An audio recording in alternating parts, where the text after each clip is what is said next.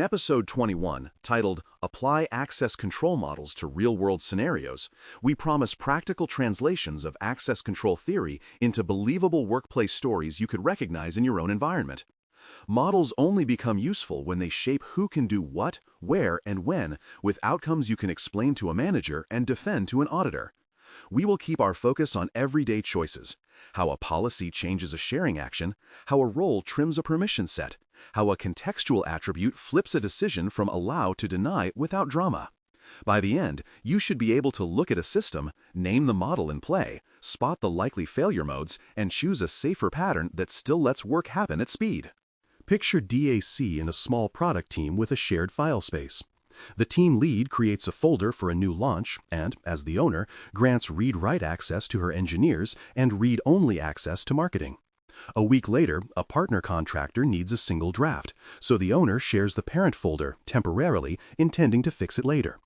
That one click overshares all subfolders, including a pricing worksheet, because ownership and inheritance were not reviewed. The strength here is speed and autonomy. The weakness is drift into accidental exposure because decisions are local and rarely audited. A realistic mitigation is to pair DAC with lightweight guardrails, default shares at the item level, prompts that warn about parent-level exposure, and a weekly report to the owner that lists new external viewers, so cleanup becomes routine rather than a post-incident scramble. Now move to MAC, in a regulated environment where mistakes are unacceptable. A government lab labels documents with classifications such as confidential and secret, and personnel carry clearances at corresponding or lower levels.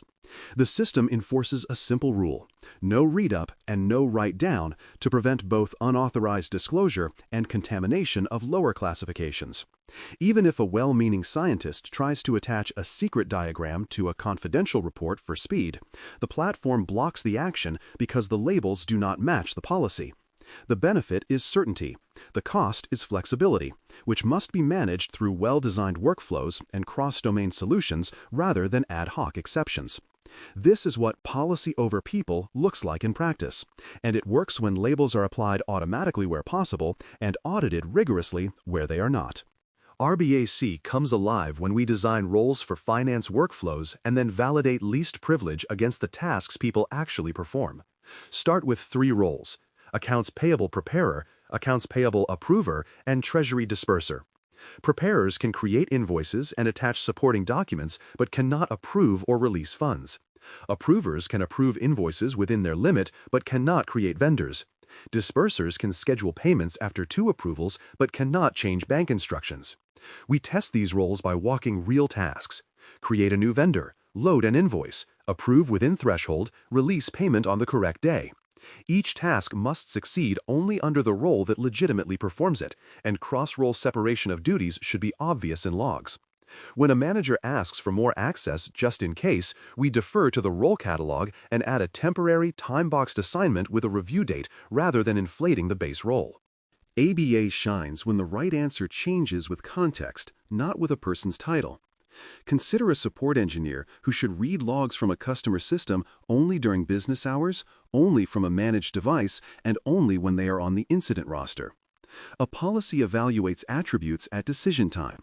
Department equals support, roster flag equals on-call, device posture equals compliant, location equals approved, and current time within window. If all are true, the read is allowed. If the engineer tries from a personal tablet or outside hours, the request is denied with a message that explains which attribute failed. The power here is precision without role explosion, because a single engineer can be allowed at 9 in the morning and denied at 9 at night without changing any groups. Clarity comes from carefully chosen attributes tied to authoritative sources and from error messages that teach rather than confuse. It helps to contrast rule-based policies with roles and attributes, so you choose the right lever. Roles bundle stable permissions and reduce repetition. Attributes capture situational facts that flip permissions at the edges. Rules connect both into decisions that read like sentences. If you find yourself creating a new role for every tiny variance, analyst after hours with device X, you are abusing RBAC where ABAC is the fit. Conversely, if you are writing dozens of brittle rules to approximate a job function that rarely changes, you are using ABAC where a clean role would be simpler and safer. The sweet spot is often a hybrid. Roles express who you are in the organization, and attributes express what is true right now. Rules then read naturally. Allow role finance approver to approve within limits when device posture is compliant and location is corporate. Every decision engine needs clear loci of responsibility and evidence, which is where policy decision point and policy enforcement point come in. The policy decision point, spelled PDP on first mention, evaluates requests against policies and returns allow or deny with reasons. The policy enforcement point, spelled PEP on first mention, sits in line with the application or gateway and enforces that decision in real time. Good designs centralize the PDP, so policies are authored once and evaluated consistently, while distributing PEP components close to where actions occur to avoid latency and blind spots. Every decision should generate a structured log entry with subject, resource, action, attributes used, policy identifier, decision, and time. Those entries become your audit trail and your troubleshooting map when a user says, "I should have had access," and you need to show exactly why the system said no. Testing policies with representative user stories is the fastest way to convert intent into reliable outcomes.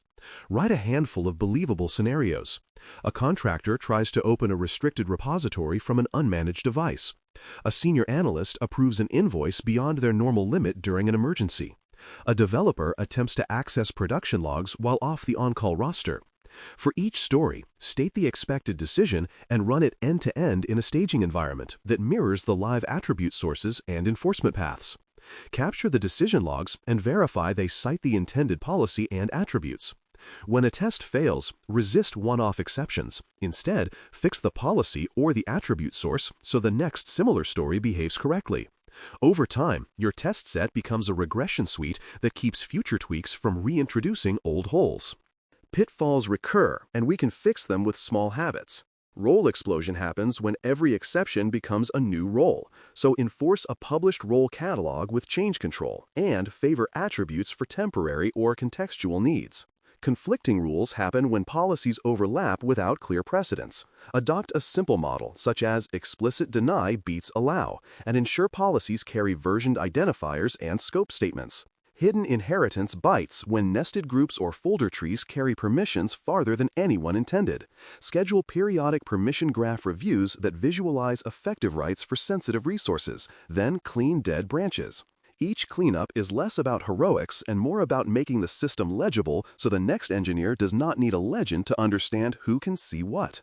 Access models only stay correct when lifecycle keeps up, so tie them to provisioning, reviews, and break glass paths.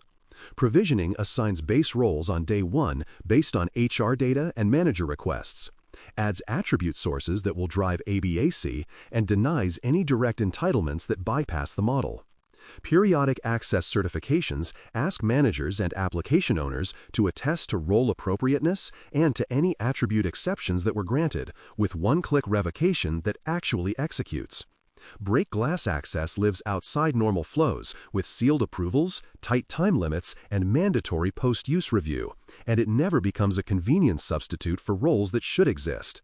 When Lifecycle owns the plumbing, engineers stop granting ad hoc access because the official paths are faster and safer.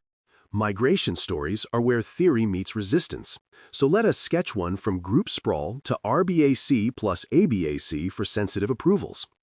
A finance platform has 200 ad hoc groups with arcane names and overlapping permissions. We inventory tasks, define a clean set of roles for prepare, approve, and disperse, and map groups to roles temporarily while we cut over.